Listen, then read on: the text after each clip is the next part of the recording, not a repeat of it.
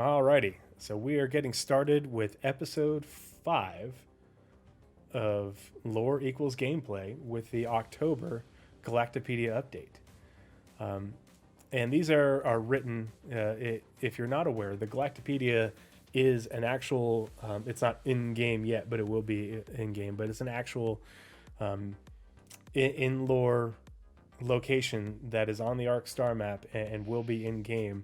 But it's basically um, the home of the Ark and these the repository of all information known to mankind. We built it as sort of an olive branch to the other species, as to share information, sort of post Meser era, and mixed results. But it makes for a good lore explanation of why we have all this information available to us, and eventually we should be able to contribute things to it when you go exploring and you find new things and all that.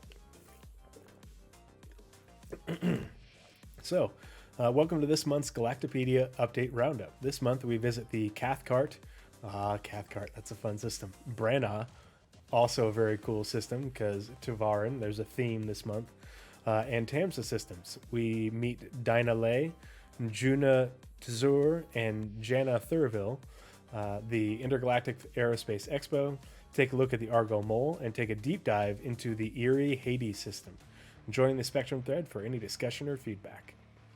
So, the full-length article, and they usually do a whole bunch of short ones, and then one full-length every month. But the full-length is on the Hades system. So let's go ahead and pull that up. And before we get started reading it, we're going to see the Hades system. Yeah. Oh, Hades. Let me go get my flashlight. Yeah, turn on all your lights. That way you don't get spooked. Because the reason they're going over the Hades system, I'm assuming, is because the Hades system is allegedly haunted. And we'll get into that here in a minute. But here's the Hades system. And it's very centrally located within the UEE. And it actually shares a jump point with Cathcart, which we'll be reading about later. Blizzrad says, I hope they have a River Styx in system somewhere. That would be interesting. That would be actually a really good name for, like, if there was a nebula in there, call it the River Styx or the Styx Nebula. That's what I would name it. But yeah, so there's the Hades system. So the Hades system is a planetary system that consists of an F-type main sequence star, a mesoplanet, and I think that means small, like a small, like a planet, almost planetoid. 2 terrestrial planets, so or Earth-likes, or as far as size and density, and 1 broken terrestrial planet. The planet itself is broken. Oh dear. First visited by humans in 2531, it was immediately obvious that the system had once been home to a previously unknown spacefaring civilization that vanished after an interplanetary war. Although officially unclaimed, the Hades system is loosely protected by a mixture of private security firms guarding academic expeditions and sparse United Empire of Earth personnel protecting the traffic shipping lane that runs through the system. So, even though it's not claimed by the UEE, there is limited security in there.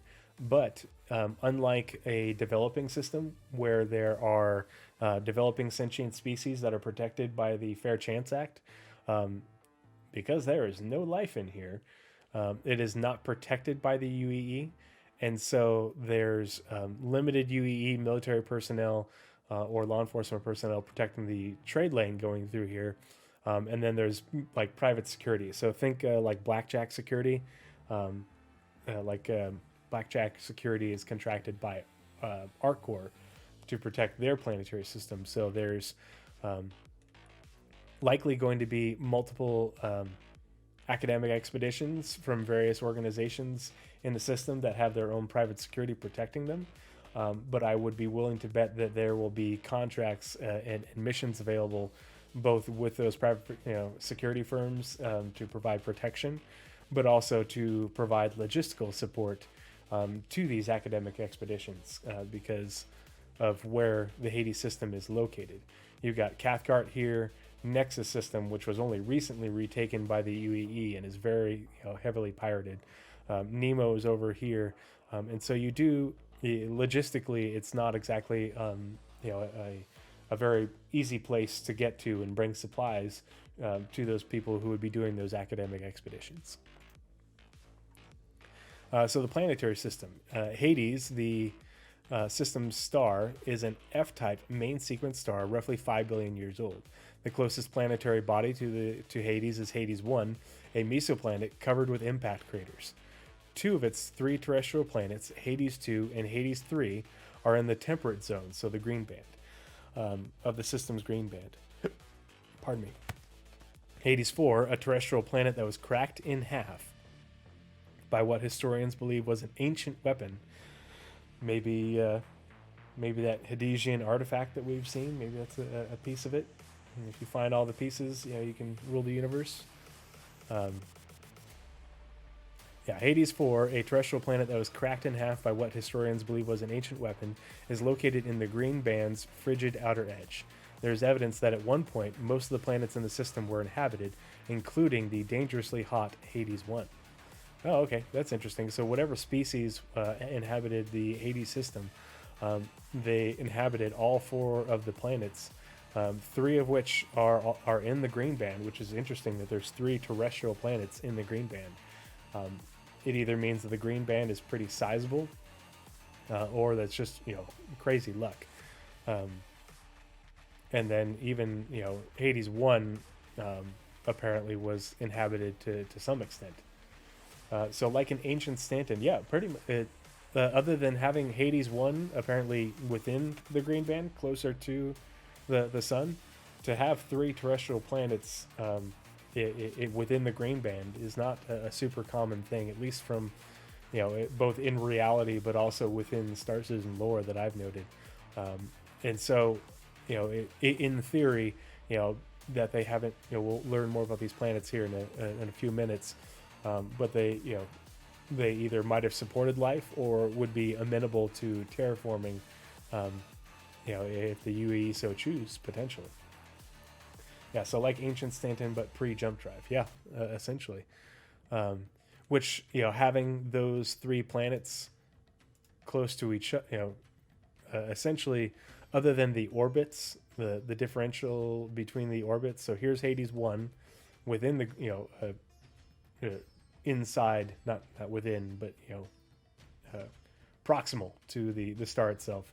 But then here's Hades 2, sort of on the inner edge of the green band. Hades 3 right in the middle. Hades 4 on the outer edge. So you can imagine that if you're pre-quantum drive, depending on the orbits of these planets, there could be likely times that would make it very easy to go from planet to planet with a short travel time. So that could be how they settled it. Kind of interesting. And I don't... there's the Nemo jump point's way out here. Okay. And I don't think that I don't see any asteroid fields or nebula or anything. So let's zoom back out. And always important to look at the size of the star system as we're reading through it. And so it's kind of hard to see on screen, but right here, so if you're in this view, you can right click on the star system and you can go get the basic information about the system, like what we're reading right now. But also you can inspect it, which will take you in it, but it'll tell you affiliation, the type, and then the size. And based off of what I have read and the way I came to this conclusion, is the Sol system in reality is 51 AU out to the basically what's called is it the Kuiper Cliff? I forget. It's basically the edge of the system where the number of objects in space less than I think it's 100 kilometers in diameter, just the number just drops off super fast like a cliff. And so that is measured at about right at 51 AU in real life.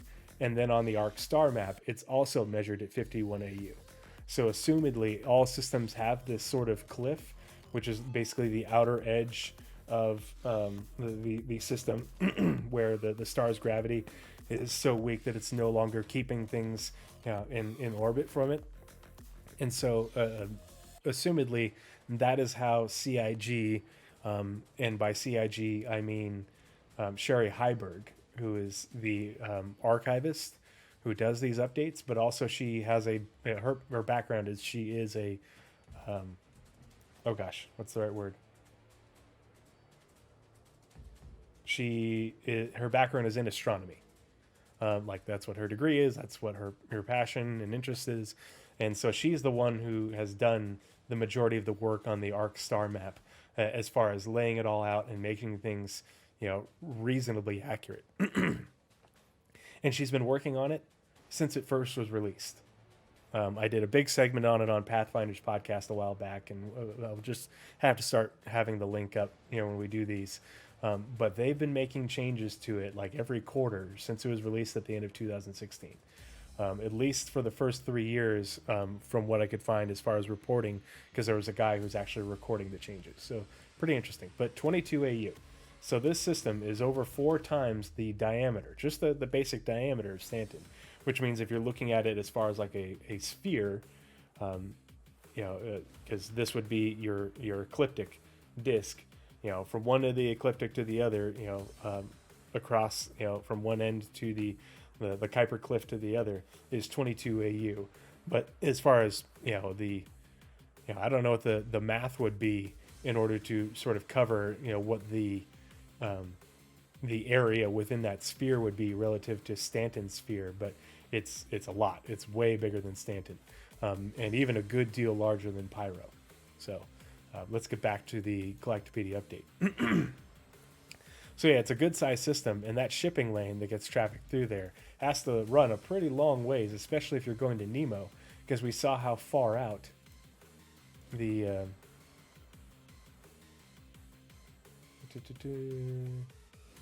nothing new in there. So here's the jump points to Cathcart and Nexus, which are very dangerous places. Nexus only slightly less so, but look at Nemo way out here. So yeah, I wonder if you can actually see these little bits moving. I wonder if that's sort of a measurement, and because they sort of drop off out of here. I wonder if that's like the edge of that that cliff that we talked about. But yeah, so let's zoom in a bit. So let's see, discovery. So in 2515, the scanners of the tramp freighter Mary Crow picked up an anomaly in the Nexus system. After an investigation, the crew found that it was a previously undocumented jump point. At the time, they were in possession of several hundred freight units of stolen fusion drives. Haha, smugglers and pirates, I like it, who accidentally discovered a jump point. That's cool. Well, crap, how do we report this and make money on it without getting caught? Which they were smuggling to the Ellis system. The crew voted to keep the jump point's location to themselves and continue on their route, rather than risk arrest by reporting the discovery. Interesting. Although they planned to return to the jump point and navigate it to determine whether it connected to a known system or a new system, which would net them a much larger payout, circumstances prevented this. In 2529, the ship's navigator, Jake Taps, became the only survivor of this crew when a deal went bad and the others were killed in a firefight.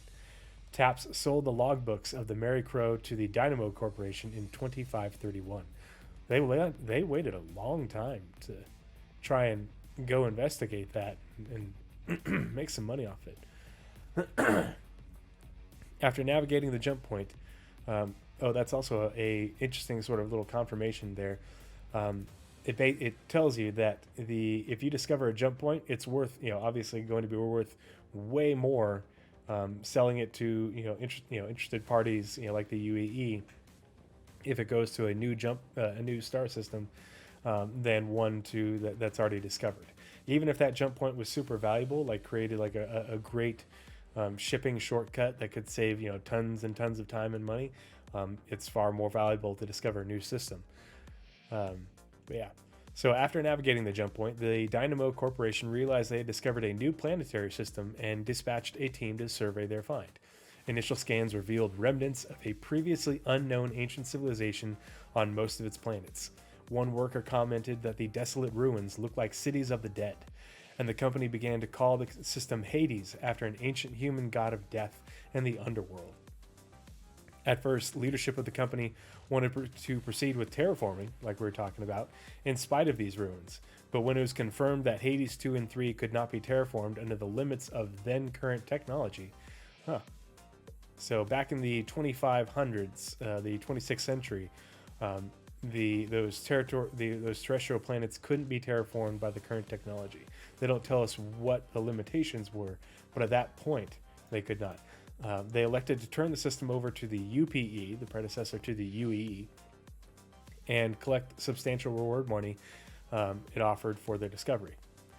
The UPE claimed the new system in light of its historical significance. Early expeditions were extensive, and xenoarchaeologists excavated and documented a great deal of information.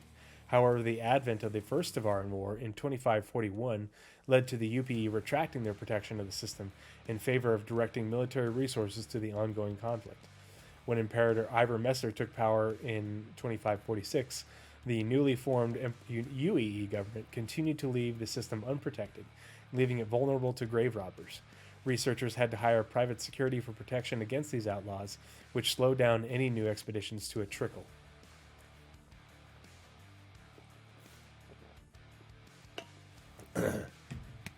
Sorry, need to drink some water. Shady Phase, thanks for joining us, 07, and welcome.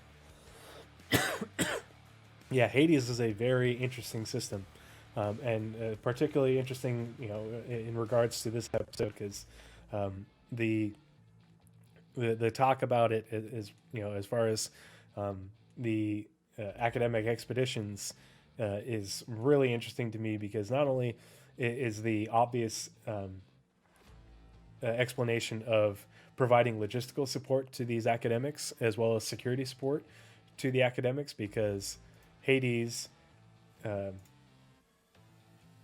Hades system is connected to Nexus, which was only recently recovered from pirates and is still hotly contested, but it's also connected to Cathcart.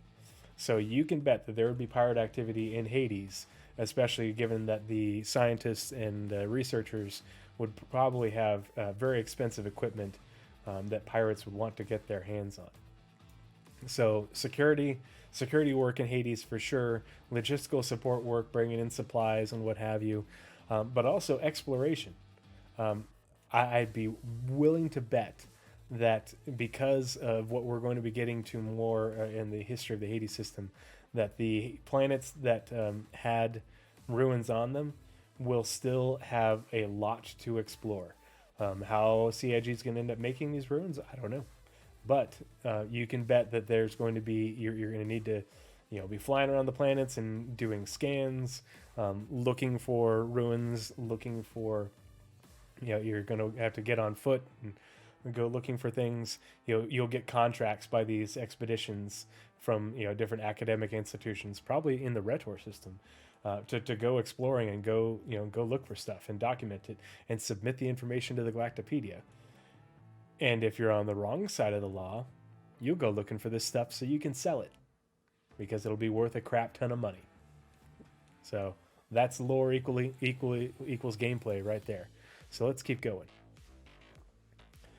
Let's see. So Reachers had to hire private security for protection against these outlaws, which slowed down any new expeditions to a trickle. They're doing a great job of explaining with the history of why this system, even though it's been, known to humanity for, nearly 500 years, is not completely explored, and is still being explored to this day. In 2647, the Xenoarchaeological faculty of the Astravan University at Sestulus. Okay, that's in Davian system. Okay. Xenoarchaeological faculty. Xenoarchaeologists. I bet they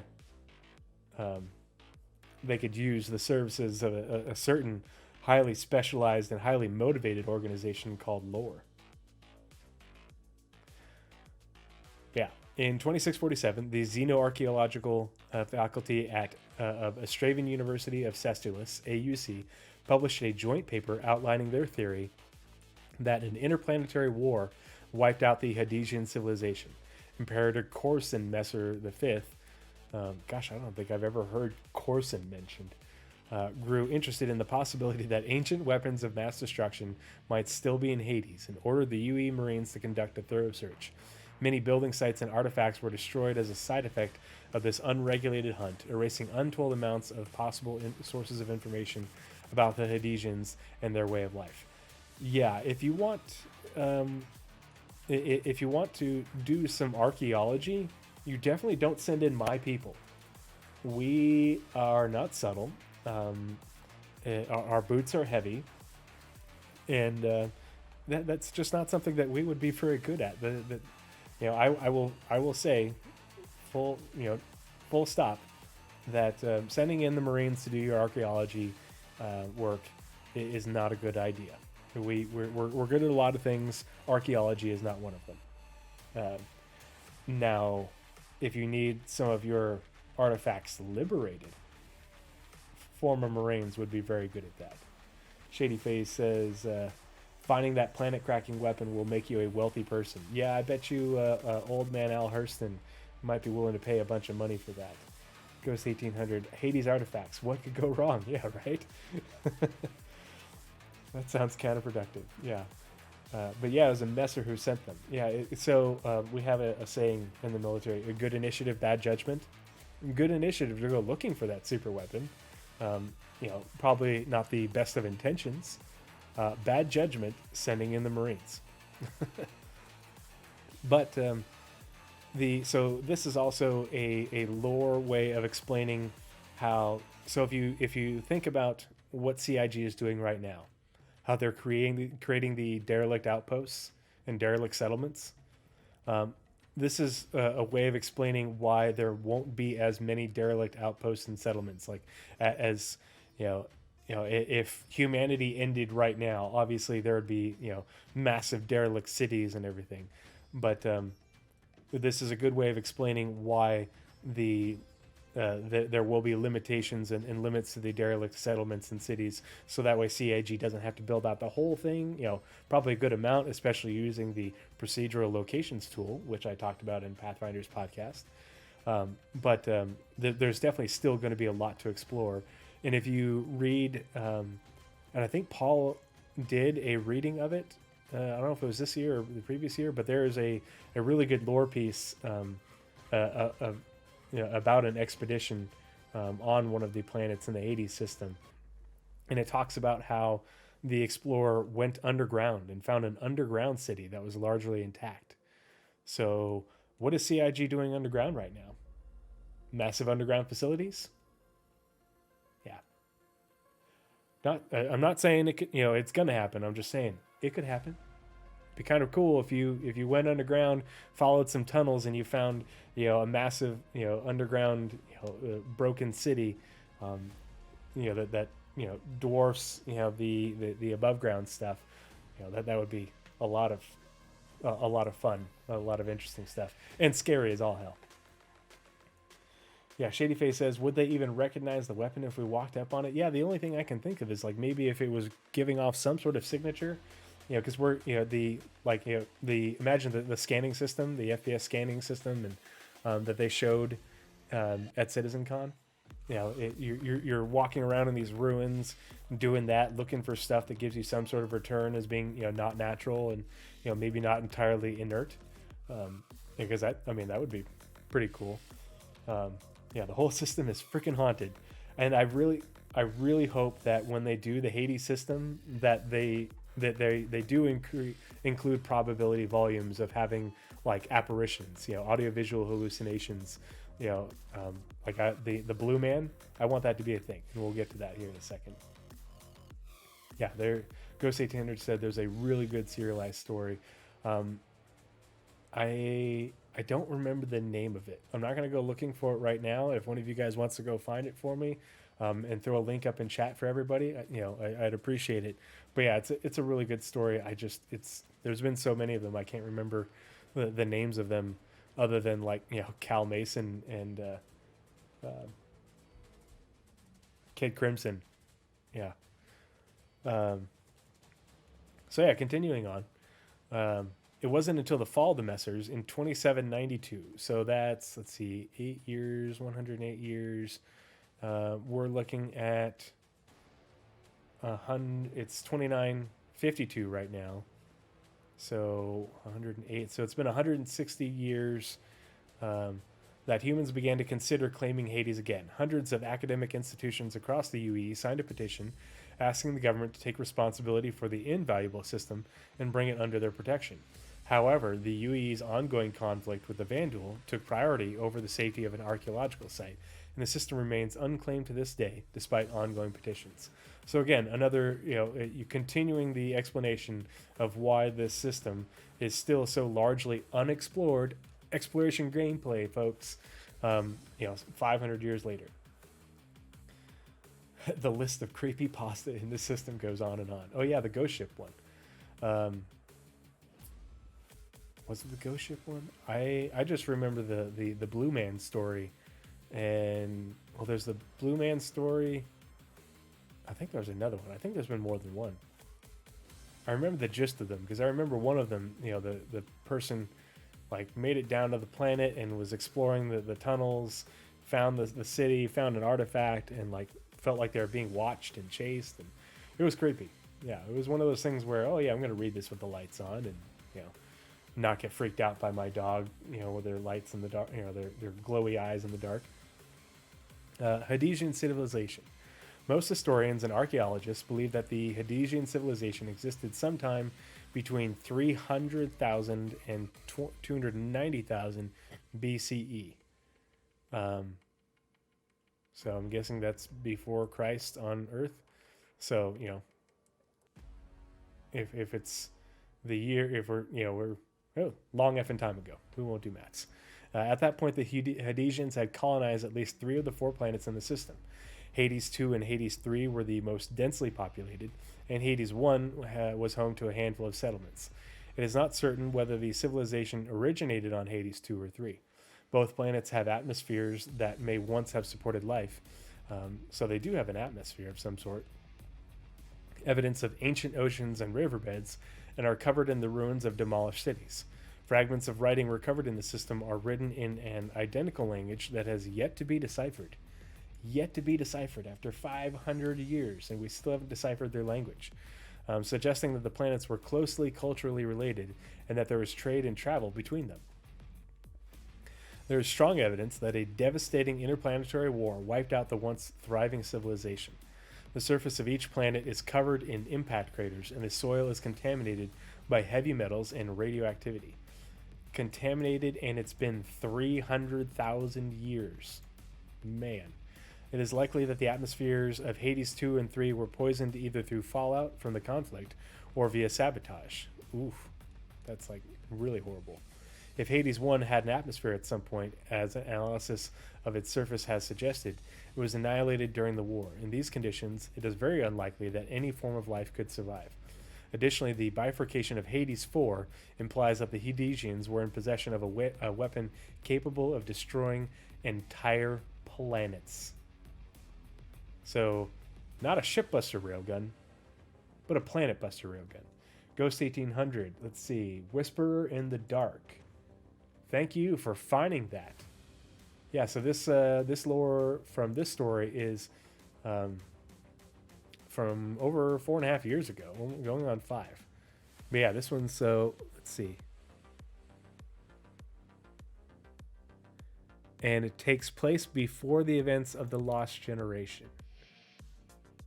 Interesting. I'm going to have to reread this one. So, well, it says posted here, but originally in Jump Point 1.1. Okay, so this is really old. If it's Jump Point 1 from 1, that means it's from like season 1 of Jump Point, like the first year. So this is a very old story, but it's a good one. Yeah, Blizzard says it was the Drake Leviathan. Yeah. Unbeknownst to us, Drake has been around a lot longer than we realize. let's see. I remember a story about Xi'an passing through this through system with load of their version of cows, and the ship was found drifting. The supposed docile cow having torn the crew to pieces, but I don't know. Oh man, I do not recall that. If you're able to find it, let me know, because I'm pretty positive I've read everything. I'm like 2 or 3 jump points behind, but I've read every jump point and every piece of serialized fiction, from the com links. Most of it more than once. But yeah, let's see. So back to this. Where were we? There we go. Okay. Let's see. Additionally, the bifurcation of Hades 4 implies that the Hadesians were in possession of a weapon capable of destroying entire planets, which may have been the ultimate instrument of their extinction. Much of the artifacts of this civilization were lost thanks to the consequences of this war. Structures and goods that were not destroyed during the fighting were worn down by erosion, and any organic remains decayed into dust. On Hades 2, in some areas, a deep layer of ash lies on top of preserved buildings, offering the closest picture of daily life in the Hades system at the time of their disappearance. So that will be you'll be exploring around looking for areas that are more intact, potentially areas that are buried under layers of ash. The Hades Cryptid. Since the system was open for travel, multiple people have reportedly seen a creature aboard their ships. It was first sighted in 2602 by nav jumper Eli Thorne. According to Thorne, he caught something out of the corner of his eye as he was climbing down a ladder to mid-deck. He described it as a bipedal body with exposed musculature that was covered in blue veins. When he tried to get a direct look at it, the ship suddenly rocked and it vanished. Many such sightings have been reported since Thorne first shared his account, with several people claiming they believe the creature is one of the long-lost Hadesians themselves, or possibly a ghost of a deceased Hadesian. Descriptions vary. Some say the creature has multiple tentacle-like appendages, while others say it has 2 arms. Some report that the encounter filled them with a sense of dread, and others feel a sense of urgency, like the creature is trying to communicate with them. All agree that when they try to look directly at it, it disappears. Yeah, shady face. Yeah, F that, I'm out. Yes, all power to the quantum drive. We are boosting the hell out of here. Yes, that would be what we call the Nopesian. Yeah, hard nope.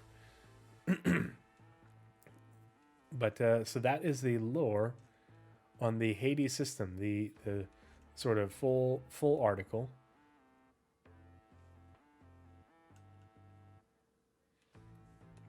And so let's take a look at the short articles for the different planets. Hades 1. And we'll pull it up. So here is Hades 1 in the between the green band and the star. Pardon me. Hades 1 is the first planet from the sun of the Hades system, located just on the inner edge of the system's green band. Ruins on its surface suggest that the lost civilization of Hades may once have operated colonies there in spite of its high temperature. It is dotted with impact craters that seem to have been caused by weapons. Some scholars believe that Hades 1 once had an atmosphere but was blasted away during the war that ultimately destroyed the Hadesians. Research to settle this question is ongoing. Yeah, exploration. Faux show. Pretty crazy though that whatever war was going, whatever weapons they were using, was able to blast away the atmosphere. So now they have stuff that could crack a damn planet, but it could blast the atmosphere away. They're conventional weapons. Hades 2, a planet of ruins. Hades 2 is the second planet, once inhabited by the lost Hadesian civilization. Ruins of ancient cities can be found on the planet under layers of volcanic ash. The lack of moisture and air underneath the ash layers has kept the objects that lay within them almost perfectly preserved. They are of special interest to archaeologists because they represent the best remains of the destroyed Hadesian culture. Any ruins left exposed to the violent atmosphere of the dead planet have been eradicated over time. Okay, so the tunnels may have been, tunnels and cave networks within the layers of ash that protected the city, from that one story that I read. And so that could be a good way of explaining how you go about, you know, I mean, you wouldn't be able to feasibly excavate an entire city. This isn't, what's the name of the city here on Earth that was buried in the ash? It was like a Greek city or a Roman city. Pompeii. Yeah. So obviously, a multiplanetary civilization would have really large cities. So you wouldn't be able to excavate the whole thing, especially if it's covered, literally the entire city is buried in ash. But, you could navigate through it, through the tunnel systems. And I bet that'll be the way that CIG is able to, use the procedural cave tech that we have now, and exploring that in order to try and find relics and artifacts. But can you imagine how creepy that would be to be exploring these cave and tunnel networks of a dead civilization? And it's dark and it's just you and your little moonbeam, maybe a friend or two, and there's all sorts of different noises and stuff. Hey, let's go spelunking on an alien world in a haunted system. What could go wrong? You turn around and your buddy's not there, and you're typing in global chat and no one's answering. Yeah, spooky as hell. But the work could pay an awful lot, or yeah. So Hades 2, you can see Hades 2 here on the inner edge of the green band. The other thing about Hades 1, 2, 3, and 4, these the planets with the ruins on them, at least they are close to the jump points, but you have to go through either Cathcart, which is pirate controlled, or the Nexus system, which is basically a war zone between the UEE and pirates in order to get here. Because otherwise, you have to take the long way around to get here from the Nemo system. And the Nemo jump point is way out on the edge of the system, and Nemo's way the hell over here. So in order to get to Nemo, you have to go a long ways. And I also always wonder, because if you look at how long these tunnels are, if you don't look at it in the top-down mode and you come in it from the side, you're like, oh, okay, well, it totally would make sense that archaeologists and academics from the Retor system would want to explore Hades. But what if these jump tunnels represent how long of a flight that is? From Retor to Fora to Nemo to Hades. It's hard to see, but that's a really long jump tunnel. That could be a really long way. And so you might be like, okay, well, are you going to risk it getting there from the Cathcart system or going through Nexus? Yeesh. Risk versus reward, gents. If you want that good archaeology, you got to brave the cryptids and the pirates, or really long jumps through space. Ghost 1800 says, calms down, teammates missing, always seeing something in your peripheral vision. Hey, what's that buzzing? Yeah, for sure. Yeah, the money wouldn't be worth it if it meant disturbing the dead. Yeah, I imagine there's you got to be a certain kind of archaeologist to be willing to go, to have that much curiosity. Let's go move on to Hades 3. Hades 3, another planet of ruins. Super creative. Hades 3 is a smog planet. Okay, so this one, so the planets are no longer terraformed because the atmosphere is so polluted and toxic now that it's a smog. Even though they are terrestrial in nature, they're considered smog planets, and we haven't. Humanity has not developed the technology yet to terraform smog planets. Not that we would want to terraform an entire haunted planet. The entire place is one giant haunted house. Hades 3 is a smog planet in the Hades system. Its high-pressure toxic atmosphere covers a landscape riddled with impact craters and the scant remains of abandoned cities. Due to dangerous conditions, researchers have only been able to make a few expeditions to explore and document these ruins.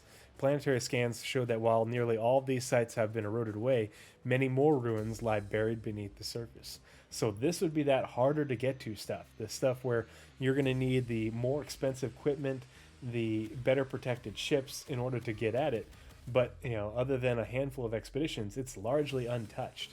So this, there's more to find, but there's greater risk in getting there. So that's really cool gameplay. You'll need special suits, highly resistant suits. You might not be able to stay out in the atmosphere for as long. Your ship may need extra protection and such in order to get more exploring done. You might have to bring more supplies because maybe going back and forth through the violent atmosphere is unsafe flying. All sorts of really great potential for it for gameplay. Hades 4, the bifurcated planet. Yikes. And this is just meant to represent how the planet is cracked and there's a whole bunch of pieces. Hades 4 is a former planet in the Hades system. Once a sizable terrestrial world, it is split into two large pieces. The leading theory as to the cause of the planet's bifurcation is that it was likely impacted by a weapon of mass destruction during the ancient war that eradicated all life from the system. It's unclear if the world was ever inhabited, but its destruction indicates that it was strategically important to the Hadesians.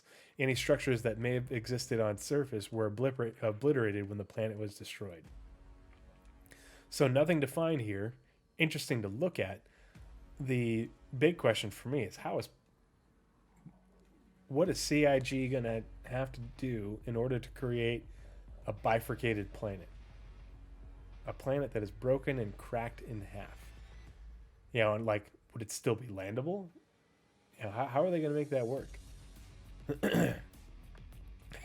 Shady face. Are there any suits that resist alien ghosts stealing your soul?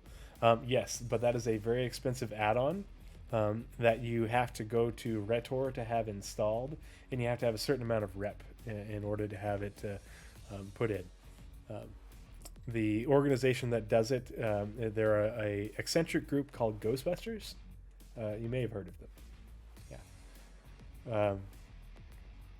But yeah, it'll be interesting to see what that ends up looking like in game. What is that Planet Tech V6? Because we're on V4 now. How do they go about making a planet that is broken in half? And can you still land on it? Does it have half as much gravity? Yeah, or you just do it the pirate way. Yeah, I won't need that add-on because I'm not going there. No, after you. I insist. No. You're the senior archaeologist. You should be the one to have this discovery. So gentlemanly. Moving on from the Hades system is the Tamsa system. The Tamsa system is the one with the black hole in it, the only one we have. So let's go ahead and pull that up. Tamsa. Let's go there. There it is, the system with a black hole. Let's zoom out and right click. So, information.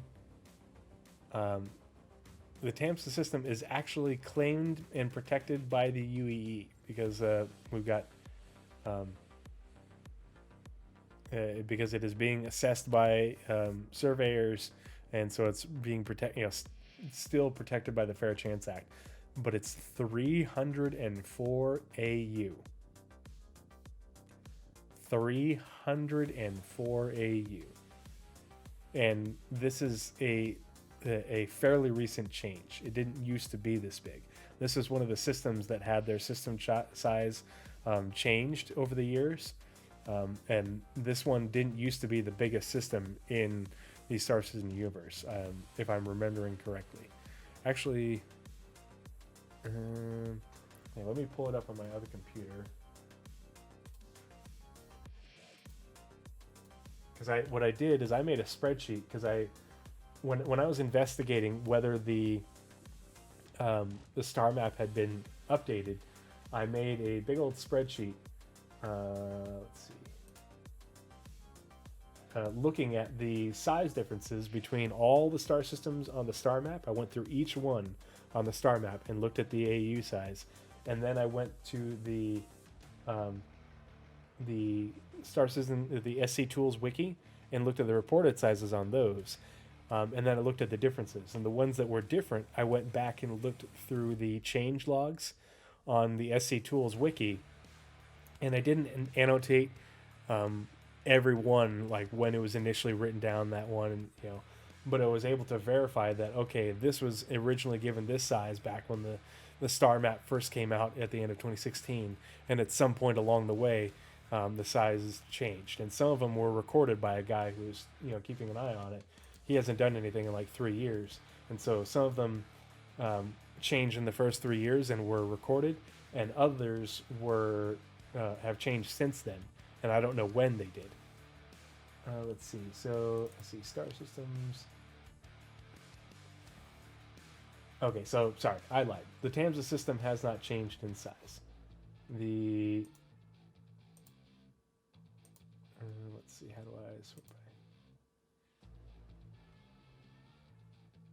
Yeah, the ones that changed in size the most were Nyx. Used to be like 39 AU, and now it's 11. A Aegean system used to be 31, and now it's 13. Centauri used to be 21, now it's 10. And then those are systems that got smaller. There are systems that got bigger. So there's a Aegean system, we call it Pallas. There used to be 9, and now it's 40. The Tyrannus system used to be 7 AU, now it's 18. Magnus used to be 3, and now it's 14. And so there's been a good number of changes. Nemo, the one we were just looking at that's connected to Hades, used to be 12 AU, and now it's only 2. So, yeah. But yeah, so Tamsa is flipping huge. Blizzard says you wouldn't be able to travel through much of that 304 AU because of the black hole. Exactly. Yeah. And I want, will we be able to die to the black hole? What is CIG? How is CIG going to make that work? But let's go ahead and get inside this system. So obviously, there's nothing in here but the black hole. And oh wait, there is. Okay, one little bitty planet way out here and one jump point. So the black hole is way in here, and there's a planet way out here. So let's read about Tamsa. The Tamsa system is a planetary system in the UEE. Uniquely among UEE systems, its 2 planets, revolve around a black hole rather than a star. The innermost world is thought to have been a rogue planet before it was captured by the black hole, while the outermost planet likely formed in the black hole's accretion disk. The system was discovered in 2943, so very recent, only 9 years ago, by Banu explorer Kofi Bafuma, who sold the rights to the system to the UEE under the condition that they be allowed to name it after noted human visual artist Tamsa Wheel. Currently, Tamsa is accessible only via the Banshee Tamsa jump point, but UEE officials hope that other jump points will be found in the near future. So interesting that a Banu discovered it and sold the rights and named it after a human artist. But there's 2 planets in it, Tamsa 1 and Tamsa 2. So here's Tamsa 1. So where the hell is Tamsa 2? Whoa!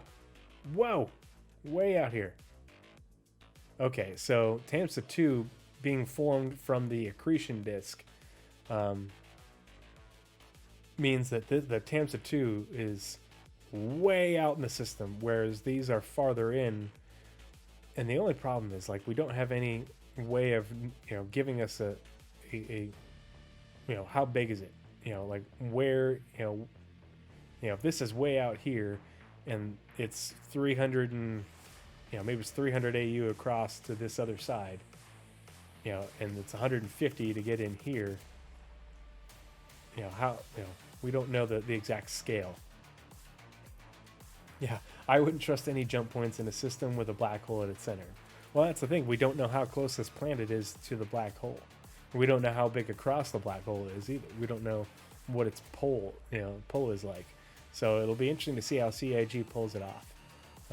But yeah, hopefully the jump point area is right around here, and you don't accidentally just pop out through another hole and right next to the black hole and get sucked in.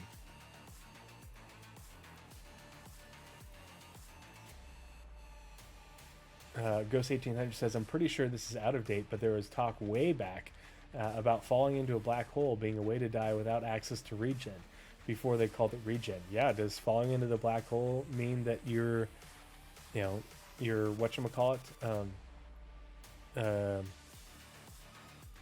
your imprint can't like reach, it won't notify your imprint to be regenerated.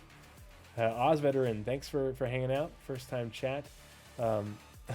So it's a drill weekend. If you're not aware, I'm a former infantry marine, but currently I'm a flight paramedic with the Army National Guard here in the state of Idaho. This is day 2 of drill. Tomorrow's day 3, and then I'm done. So I had to shave on Thursday night. That's why I look funny. Yeah, this is my embarrassing naked face.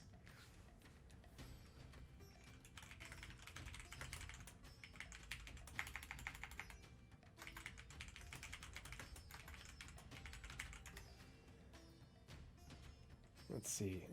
Make sure I didn't miss any comments. Nope. Okay. So yeah, let's look at Tamsa 1. Tamsa 1 is a Chthonian planet that orbits the black hole at the center of the Tamsa system. Once a gas giant, it lost its atmosphere via hydrodynamic escape due to proximity to its former star, leaving its dense metallic core intact. Astrophysicists speculate that when its original star went supernova, it was ejected from orbit and became a rogue planet until it was eventually captured by the gravitational pull of Tamsa's black hole. Interesting. Very cool. So it's what's left of a gas giant. It's just this, solid, hunk of metallic rock. Blitzrad, I think you slipped. There's a bit missing up top. Yeah. So I had a full head of hair until my first deployment, and back when I was 19 in 2004. And I shaved my head just because it was going to be easier to maintain cleanliness. And then when I got back from that deployment, I could no longer grow a full head of hair. I had the horseshoe thing going on and a lot of thinning, and obviously it's gotten a lot worse over the years, and I had some gray, and I have a lot more gray. But yeah, I was 19 years old when I lost my hair. War will do that to you. It's very aerodynamic. Yes, it makes a huge difference in how fast I can run. In that I'm slow, and I'm slightly less slow now that I'm bald. Keep it slowly cocked. Os veteran, we can grow beards here in the Australian Army now. Dude, I'm so jealous. I'm hoping the Army and the U.S. military will get this shit together and let us grow beards, because it's dumb. It's so dumb. My civilian job, I'm a flight paramedic as well, and they let me wear a beard. They don't care, as long as I look professional. So, I mean, hopefully you guys think I look decently professional when I'm, have the beard, but it'll grow back, but I'll have to shave it again for drill next month. Let's see. So that's an easy planet for CIG to make, and obviously not going to be much in the way of gameplay there. Let's take a look at Hades, or Tamsa 2. Tamsa 2 is a gas giant, so this is a gas giant. Unlike the former rogue planet Tamsa 1, it naturally formed in the wide accretion disk that orbits the black hole at the center of the system. The internal heat of Tamsa 2 is very low, with an upper atmosphere temperature at around 200 degrees Celsius. However, the deepest sections of its mantle are just hot enough to decompose methane into elemental carbon. Once formed, the carbon then floats upward and combines with other carbon atoms to become diamonds. These diamonds rain down into the mantle, where they are broken into carbon again, and the cycle repeats. Interesting. So there is diamond rain in the gas giant of Tamsa 2. I wonder if you could harvest that. Are diamonds still worth a lot of money? Are they still a girl's best friend in the year 2952? I don't know. But it's a gas giant, and it would ostensibly be the only source of fuel other than what you brought in, if you can harvest the gases in there for fuel. within the TAMSA system. So yeah, I imagine you could do some fueling there, and I imagine in a system that's 304 AU across, you might need somebody to bring some fuel. That's the gameplay that I can think of here would be supporting scientists who are studying the black hole, bringing them supplies, because that is long road, that is long haul trucking to bring them the supplies they need. Particularly because it's not like they have a station built here. You know, there would be ships, you know, here that you're bringing supplies to and you cross deck to, but you'd need ships that could make that, you know, make that trek, as well as ships to provide fuel and bring it from here to there. So yeah, doing, you know, supporting the scientists, you know, there, and whatever other UEE personnel are in the system setting the black hole. OS Veterans asks, do you think SC using scientific knowledge to identify the property? Yes. So Sherry Heiberg is the archivist. She's the one who basically manages the Ark Starmap as well as does all the updates to the Galactapedia. So she's actually really good about answering questions when in the Spectrum thread for the different updates. And I've been trying to get her to answer my question about the changes to the sizes of star systems, and she hasn't answered it yet. But her background is in astronomy. She is a trained and educated astronomer. So while some of this is there is, you know, some suspension of belief, as far as the stars and where things are located within star systems and how the planets are, a lot of it is from what she has said, you know, very either plausible or hypothesized or scientifically accurate to what we know. Yeah, the lore is realism dialed back to fun, but the actual structure of the star systems is meant to be very realistic, or at least realistic with what we know current day. So I mean, there is stuff in here that's like, oh yeah, well that's not proven, but we hypothesize or we theorize this, and so there is a lot of that within the structure of the star systems. But yeah, Sherry's super smart. That's why she does this stuff, because that's what she geeks out on.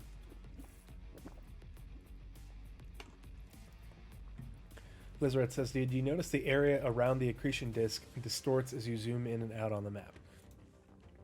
Are you talking about these little dots here that are actually within the system? Or I'm not sure what part you're referring to, Blizzrad. If you want to provide me with a bit more guidance, buddy. But you can definitely see that these, like this would be almost like the Kuiper cliff. You know, this is where objects end within the system. But they measure it as like this would be the furthest out. But yeah, that's it for the TAMSA system.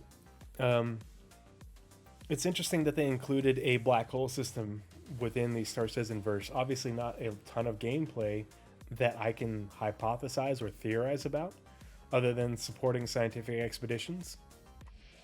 So let me know your thoughts in chat, or if you're watching this later, in the comments. I'm obviously not an astronomer. I am an amateur space nerd, but I do really enjoy the lore, and the reason I do these episodes is because I love the lore, and what Nazarus and I do on the Pathfinders podcast is we do deep dives into the development of Star Citizen, and a lot of it includes the gameplay. And so this is just me combining my love for the lore with my passion for how the gameplay is being developed. It's a cool effect that I hadn't noticed before. I think, Blizzrad, what you're referring to is how these, you stay here as if you're zooming in. It's not just the background ones. Yeah, and I don't know if I had noticed it before or not, because it is very subtle. It's a little bit more obvious when you zoom out because they're clustered together. But when you get in close, especially because like when you first zoom into the system, it takes you in real close, so a lot of times you wouldn't notice it hardly at all. So let's go look at the Branagh system, named for Teresa Branagh. And Branagh fits with the Tavaran theme for the next article that we're going to be reading, Crossroads. And we'll get to that here in a second. But let's pull up Branagh. Search Branagh. As you can see, I've looked for it before.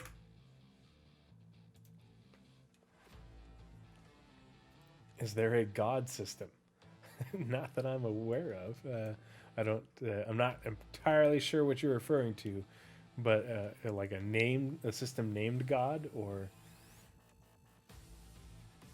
But here's the Branagh system. Let's zoom out so you can see where it is relative to the rest of the verse.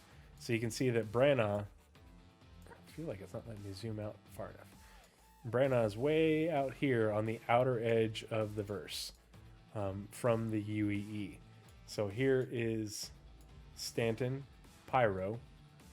And so you would go from Stanton to Pyro to Nyx to Odin to Kellogg, home of Quarterdeck, through Kronos, which is home of the Synth World, to Branagh. And there's only one jump point to get there. So let's get back in the... Oh, wait, no. I want to zoom out. So the Branagh system is only 1 AU. And that could be... My hypothesis is that these systems that are listed on the star map as only being 1 AU are listed that way because maybe Sherry hasn't decided how big that system will be. Because 1 AU is real tiny. Real tiny. 1 AU, for reference, is the distance from our Earth to our Sun on the average of its orbit. So you can imagine that it's, everything within the system is within Earth and its orbit. And obviously for us, we are the third rock from the Sun. There's Mercury and Venus, right? Between us and the Sun. I think so. Yeah. But that's not a very big system. And these AU are the star system equivalent AU. So like if Stanton is 5 AU in diameter, I'm assuming 5 AU in diameter. I don't think we don't know if the measurement that they're using is. I'm assuming that they're using diameter because what I have read is that or maybe it's from the center outward. Maybe Stanton is 10 AU across and 5 AU at the radius. But I believe it's in diameter. But like Sol is 51 AU by comparison. So there's a lot of systems that are labeled as only being 1 or 0 AU on the star map. And so I believe that there's a lot more fleshing out of the Ark Starmap to be done later on. So the Branagh system. The Branagh system is an unclaimed planetary system that consists of a K-type main sequence star, 2 terrestrial planets, so essentially Earth-likes, 1 gas giant, and an asteroid belt. Although it was officially discovered by mining surveyor Desmond Fell in 2877, so 2375 years ago, he was not the first human to visit the system. During Fell's initial surveys, pardon me, he located the crash ship and the body of explorer Teresa Branagh, who had gone missing 4 years prior. The UE ultimately chose not to claim the system after the Senate Subcommittee on Expansion delivered an analysis that showed that the potential resources gleaned from the system would barely offset the cost of development. Since then, an enclave of Tavaran expatriates has developed on Branagh 2, despite its unfriendly atmosphere. And so, keep in mind the Branagh system when we read through the Crossroads lore bit. when you're thinking of gameplay, because knowing that the Tavaran have their diaspora in the Branagh system will help inform what sort of gameplay you can expect there. So let's go back, and then we'll go into the Branagh system. So it looks like Branagh 1 is very close to the star. And Branagh 2 is on the very inner edge of the green belt, whereas Branagh, the asteroid belt, is just outside the green belt. And then here is the gas giant Branagh 3, a little bit farther outside the green belt and on the outside of the asteroid belt. And here's the jump point from Kronos. So basically right on the ecliptic. And it's this effect. I don't know what this represents, this ring. Like, I don't know if on some star systems, is this supposed to represent the Kuiper cliff, or what the equivalent would be, where the number of objects, up to, greater than 100 kilometers in diameter, falls off the cliff, and that's like the outer edge. I don't know if that's what's supposed to represent. But, yeah. So let's read about the planets on Branagh. Branagh 1 is a black planet. Branagh 1 is a terrestrial planet in the Branagh system, mostly covered in lava rock from ancient volcanic eruptions. The planet has a black surface interspersed with cracks of gray and brown. Because of its dark color, it reflects very little light and is difficult to see with the naked eye unless it is viewed in transit across the sun. It completes its orbit around Branagh in around 22 Earth Standard Days, so it is flying through. Obviously, we don't have much information about that planet to know if there's any associated gameplay with it. Because of its proximity to the sun, it could be very, very hot, and if there is any resources there, they might be very difficult to exploit. Branagh 2. Branagh 2 is the second planet from the sun in the Branagh system. Uncommonly among terrestrial worlds of its size, it has a wide set of rings that are visible from its surface. So it has rings kind of like Yellow, right? Yeah, Yellow has the rings around it. Oh gosh. Brain farting. It's 8:30. But yeah, it has rings around it, so that's interesting. Cool, probably cool to look at. Wonder if those rings are mostly gases and small bits and pieces, or if it's a ring of small asteroids that are potential to be exploited and mined.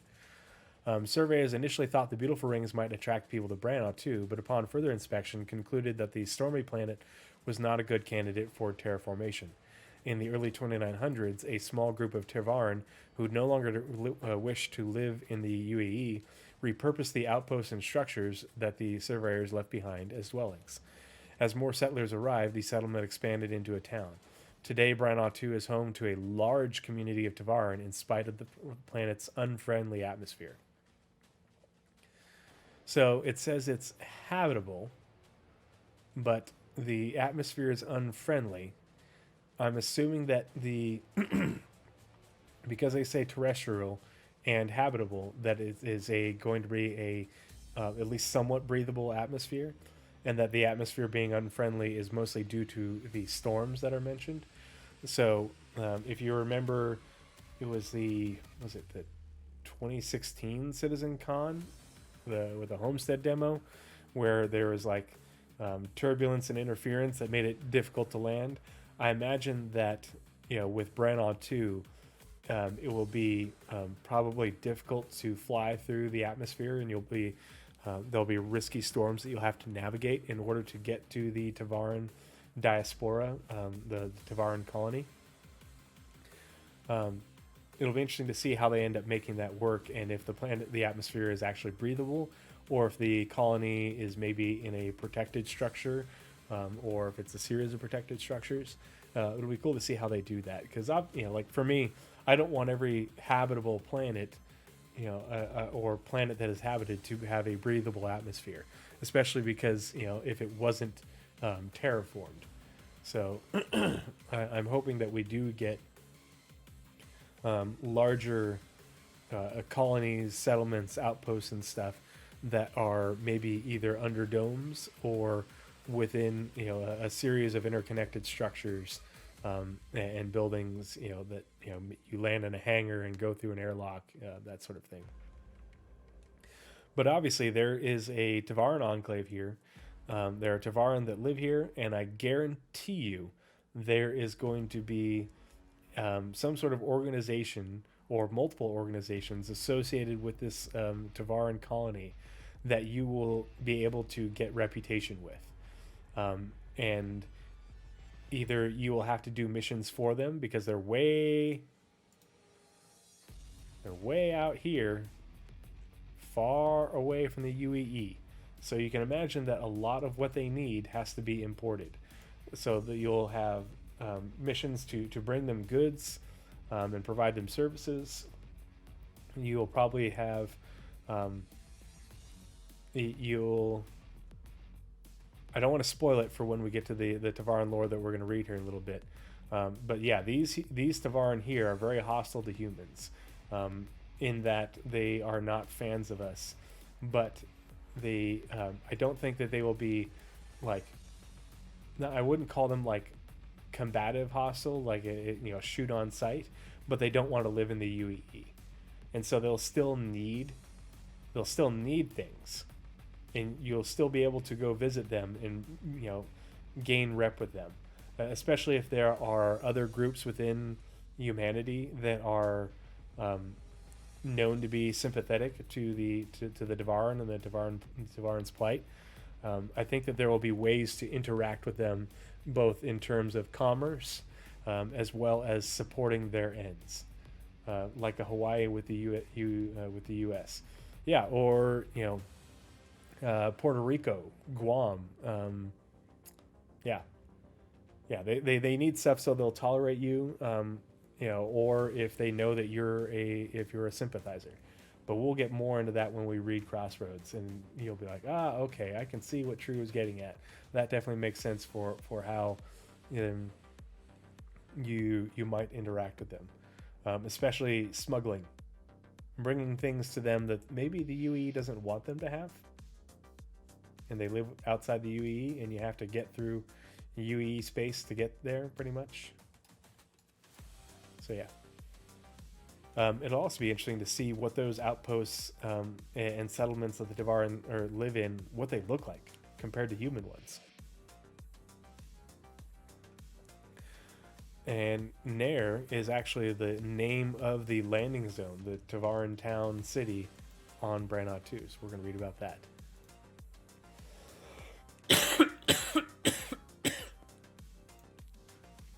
Pardon me.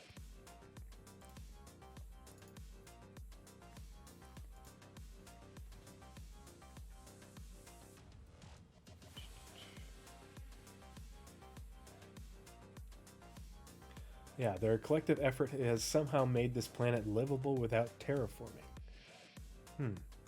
It doesn't paint the designers into a corner. It leaves it open for them.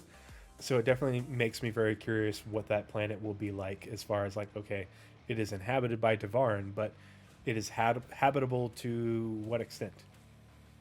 Let me know what your thoughts are in chat, and if you're watching this later, tell me what you think in the comments of what CIG might end up doing with Branagh 2. Nair is a town on Branagh 2 in the Branagh system. After surveyors of the UE determined that Branagh was not a good terraformation candidate, they abandoned the structures they lived in while evaluating the planet. After they left, a group of Tavaran then claimed the outposts and turned them into dwellings. Over time, more Tavaran arrived and more structures were built. Eventually, the area became the planet's main trading hub. Potentially there would be more, but that would be the main trading hub. So traders, not only would there very likely be hauling missions to bring them to bring them certain amounts of finished goods, especially if they have contacts within the UEE or non-UE systems.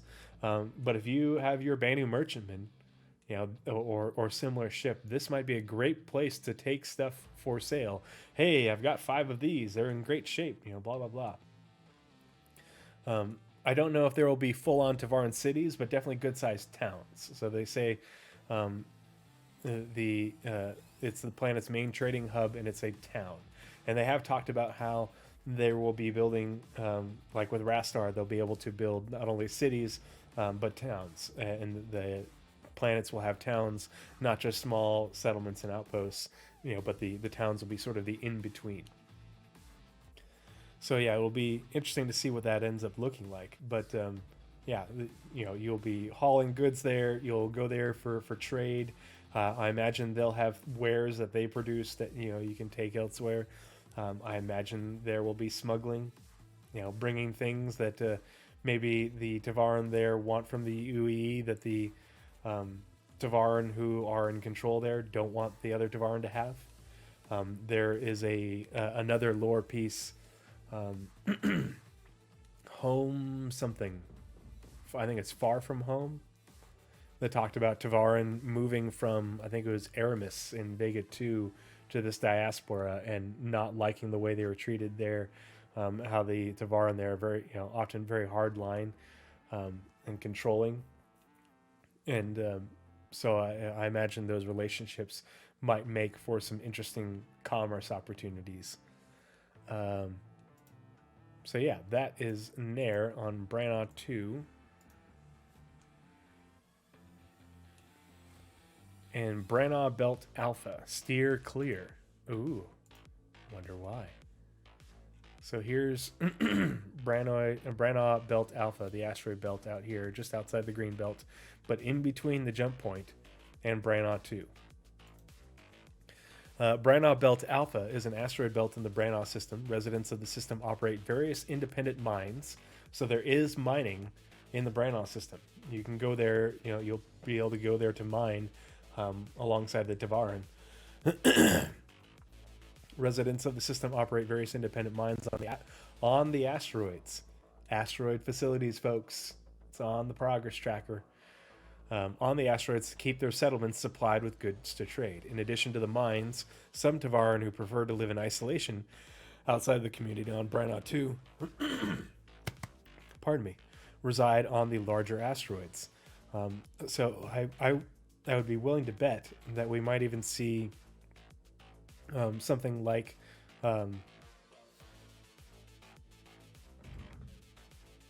Levski, places like Levski in Branagh Belt Alpha, along with other similar asteroid belts in other systems. Each year, several spacecraft are reported missing while traveling the belt. Although the ship's disappearances have never been directly linked to the asteroid inhabitants, locals use caution while flying in the area. They're basically warning you that there are Tavaran pirates within the Branagh system. And while most of the Tavaran don't engage in piracy and are involved in more legitimate lifestyles, that there are unlawful pirates, Tavaran living lives of crime within the Branagh system. So you'll definitely want to be careful while transiting the belt. If you're going to be mining in there, you'll want protection. Maybe you'll want to make sure you have enough rep with the Tavaran in that system to get them to protect you. But it could be worthwhile mining just because the population that mines there is so slim and so small. If you want to get away from everybody else, could be interesting. And Branagh 3, Stormy Sphere. That's the gas giant out here. Branagh 3 is a gas giant in the Branagh system. Due to the presence of ammonia crystals, it is pale yellow in color with bands of yellow-green or light yellow-green and grayish-blue. Violent storms erupt on Branagh 3 when water vapor trapped in the upper atmosphere undergoes cooling and then rapidly breaks through the layers of hydrogen and helium, which we know are used as thruster fuel, that comprise most of the planet's atmosphere. So it's a good source of fuel, but dangerous to get at. In 2911, the largest storm ever recorded on Branagh 3 encircled the entire planet. So what this is saying to me is that the only place to really get thruster fuel is in the Branagh system, which is far from the UEE, far outside of UE space and everything, is Branagh 3, the gas giant. But it is dangerous to get at. So if you're operating a fuel operation in Branagh 3, it's going to be risky, which means that it would also be profitable. So risk versus reward, good place for a Starfarer crew to get some fuel and do some fuel refining with less competition, but just have to be on your game. You can't be a noob refueler trying to get fuel out of Branagh 3 and then bring it to the Tavaran diaspora through the asteroid belt that is filled with pirates. So there's your gameplay for the Branagh system right there, along with what we're going to talk about in Crossroads. On to the Cathcart system. So we'll pull that up, and let's pull up Cathcart on the star map.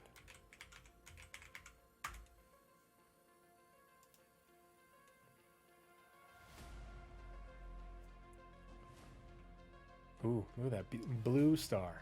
How pretty. So here's Cathcart. Cathcart has a jump point to the Killian system. It's a small jump point, but it does have a jump point to the Killian, a small jump point to the Killian system, which is the home. It's like almost 200 AU across, but it's also the home to the UE Navy on MacArthur, the UE Marines on Corin, and there's like two other heavily habited planets in the system. So, yeah, interesting. I wonder if they use that jump point very often. So let's look at Cathcart. Again, 22 AU. It's a big system. Again, it just in terms of diameter, it's more than 4 times the size of Stanton. And almost 10 AU wider than Pyro. So let's read about it. The Cathcart system is an unclaimed planetary system that consists of a Class A main sequence star and an asteroid belt. Discovered in 2438, so no planets. Discovered in 2438 by human fugitive Adelaide Loris, who named the system after the marshal who had been pursuing her. Irony. It was not claimed by the United Nations of Earth due to its lack of planets. Instead, the military utilized it as a junkyard for outdated and damaged spacecraft and space stations. So they would take their derelict spacecraft and even space stations to Cathcart and just leave them there as a junkyard. It wasn't long before outlaws and drifters began to claim the abandoned vessels, lashed the salvage hulls together, and retrofitted them with atmospheric systems. By the 2700s, this mass of interconnected ships became the system's largest settlement, a sprawling network of repurposed space junk nicknamed Spider. I'm really looking forward to seeing how CIG builds Spider and the other settlements made from derelicts in the system. It's definitely going to be a technological hurdle and quite the marvel. But with the procedural tools that they're building, it's definitely very, very doable. But it'll be really cool to just see the art process that goes into it. Yeah, Cathcart is very much Tortuga, or even Nassau, back when it was held by the pirates. So let's look at the other articles for the Cathcart system. So Cathcart Belt Alpha, made of solar leftovers. So let's get inside. We'll zoom out. So here's Cathcart Belt Alpha. Looks kind of like a pretty thin belt within the green band. Not that it matters. And then here's Spider, just outside of the asteroid belt, just barely outside. Kind of makes you wonder how extensive the because of the way that they can do the procedural just junk, and make derelict spaceships, makes you wonder what sort of density there will be for the junkyard that is Cathcart, because the jump point from Davian is right there, within the green band, so they could just jump in here and then just drop the stuff off and leave. And here's the jump point from Killian, probably the one they wouldn't be using most likely the jump point from Davian, which is a long settled UE system from the United Nations of Earth days. So the Cathcart Belt Alpha is a wide asteroid belt in the Cathcart system. Located in the system's green band, it lacks any celestial bodies large enough to support the kind of atmosphere that would give rise to life. Astrophysicists believe that these asteroids grew from what little matter was left in Cathcart after the formation of its massive star. So it lacks any celestial bodies large enough to support the kind of atmosphere that would give rise to life. This suggests that there could be some very large asteroids within that belt. It doesn't say anything about the prevalence of minables, though. So, and whether you want to go mining in a pirate-held system, I don't know. Maybe you like to live dangerously. Maybe you've got really good protection. Who knows? But if the UEE hasn't mentioned anything about it, and didn't take the time to mine it, maybe there isn't great mining there. Don't know. But definitely a place where pirates would hide, or where you could hide from pirates. So let's read about Spider. Oh, they must have already... Well, let's read about it real quick, because they already did that article, apparently. Spider is a habitable space station in the unclaimed Cathcart system. The station was fabricated by squatters from a half-finished platform and hundreds of abandoned spacecraft hulls that were dumped in the system. Despite its reputation for lawlessness, the station's location among a dense nest of garbage protects it from a large military or police force. Over the centuries, several major outlaw groups have utilized it as their base of operations. It is also home to an extensive black market. The name originates from the station's unusual shape. The various attached spacecraft resemble the web of a spider. Yar! Shiver me timbers! So yeah, obviously, smuggling and trade will be very prominent on Spider. If you're a bounty hunter, I know that on Spider, there is a sort of law on Spider. And so if you are trying to get a bounty on Spider, you're going to have a hard time of it. But you know that would be a place where your bounties might go in order to evade the law. So that's going to be that, really challenging cat and mouse gameplay, as well as establishing the rep, with different organizations on Spider and agents on Spider in order to track your prey as a bounty hunter. The possibilities really are endless. But also, if you're a pirate, Spider is where you're going to be, and it's where you're going to, gain rep with other pirate organizations, and it'll be a really cool place to visit if you're on the wrong side of the law. And I'm just really looking forward to watching how CIG documents the process of creating Spider, as well as the the Spider exists and is protected by the dense nest of garbage that protects it. So like, you can't fly in big ships, or a large military force to clean it out. It's just not possible. It's like a pirate port being protected by a barrier reef or something, and the barrier reef only permits small, it's so shallow that only small ships can get in. Yeah, unless you're a bounty hunter working for pirates, and there will be bounty hunters that are working for pirates. As a bounty hunter, you don't have to be working for the UEE and the advocacy. You could be taking out bounties that are put out by by not unlawful organizations. Whether it's smugglers, slavers, other pirate groups, The bounty hunting isn't just legal legal bounties. Um, you might not be, you might be a bounty hunter working outside the guild. So yeah, Shitty Face, that's a really good point. But that's all that there is for Cathcart. Yeah, ooh, assassins. Yeah. Um, it'll be do you assassinate their enemies, or do you capture them and bring them back so they can't regen, or you make sure that they can't regen? You bring them back and you force them to imprint, in their crappy Ibrahim sphere, that's held together by duct tape and baling wire.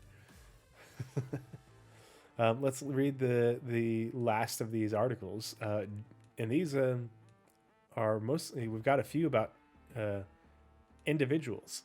So Juna Dazur, the governor of Severus. So backstory: Severus is where the IAE is actually held.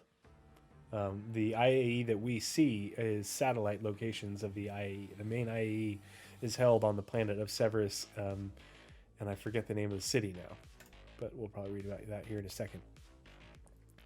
And that's probably why they're including this lore as part of the the IAE upcoming here at the end of the month, or in like 2 weeks. Juna Tazur, born in 2852, is 100 years old. Holy shit!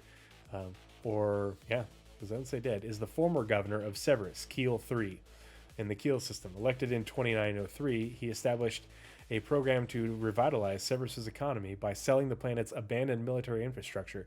It used to be a military planet. It used to be just a giant military base, kind of like Cascom in Castro. But he established a program to revitalize Severus's economy by selling the planet's abandoned military infrastructure to corporations in search of low-cost real estate, which is why Cascom and the city of Sherman have been so successful. The strategy paid off when numerous aerospace corporations took Tazur up on his offer. Tazur reinvested the money into the creation of green spaces and other public places, creating more jobs for the residents and improving the previously blighted landscape. In 2913, thanks to Tazur's overtures, the board of the Intergalactic Aerospace Expo elected to make a permanent home on Severus. Tazur completed his term as governor in 2915.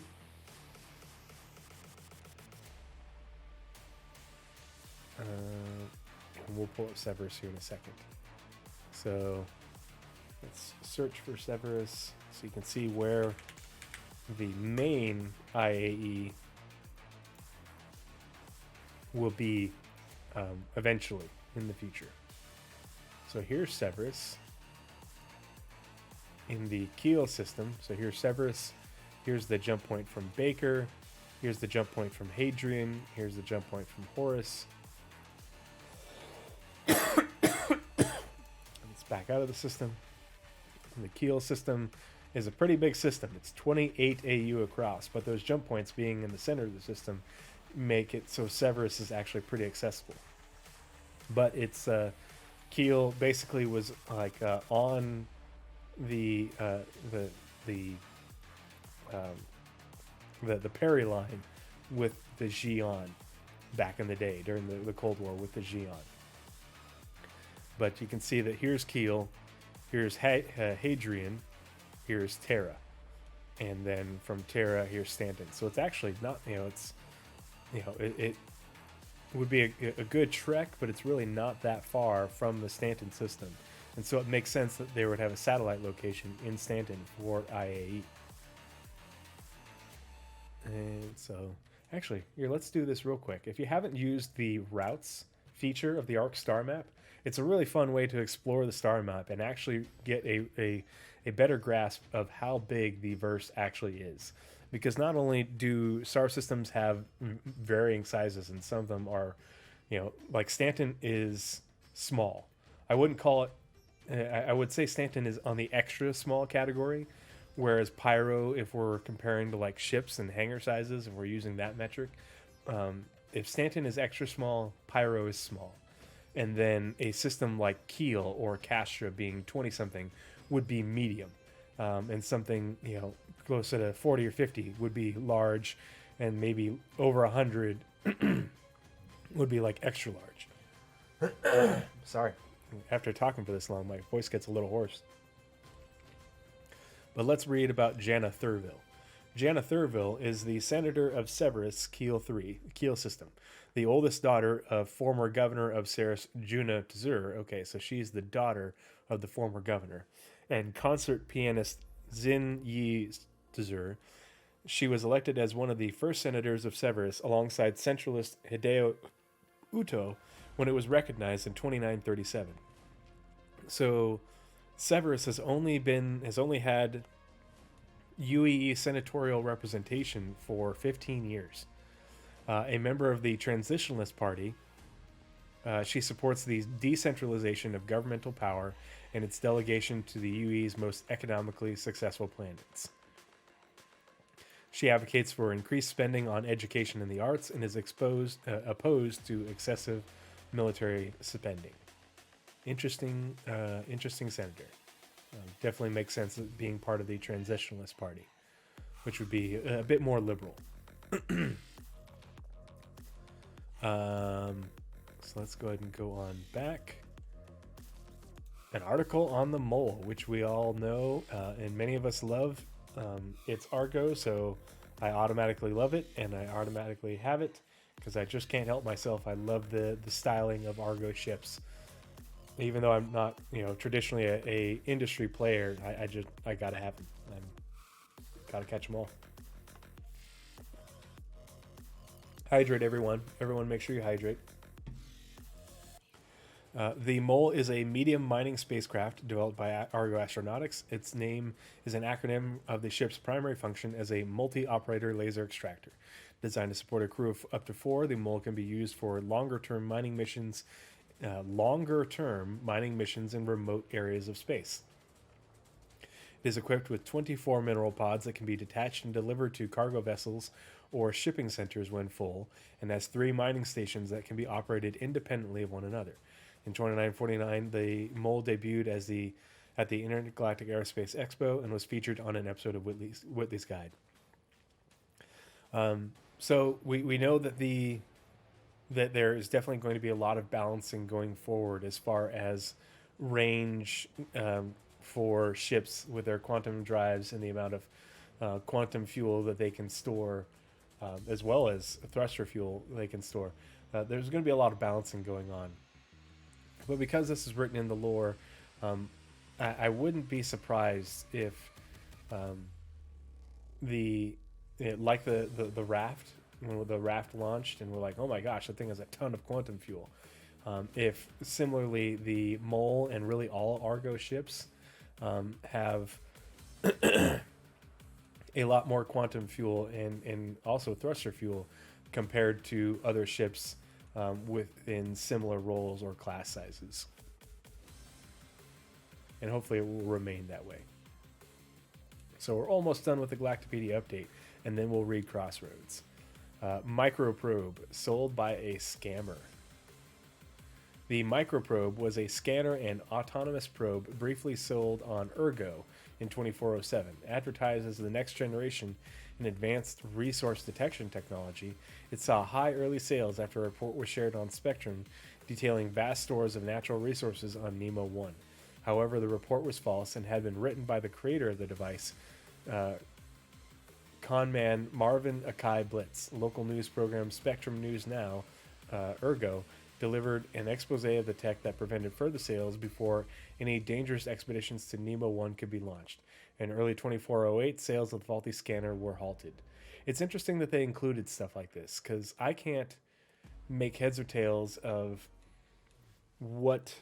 how something like this is really impactful within the current verse, because this occurred over 500 years ago, 545 years ago, in the lore of the game. And so I could see if maybe they, are they setting the potential to where you could buy things in game that are faulty, where you can get scammed? Like, are we going to have to be that good of a consumer in game. I don't know. Let me know what your thoughts are in the comments or in chat, because I'm not sure what to make of this article. I mean, it's kind of interesting, but its relevance just seems kind of limited to me. So I feel like I'm missing something. Maybe you guys have more ideas. But that is it for the October 2022 Galactapedia update.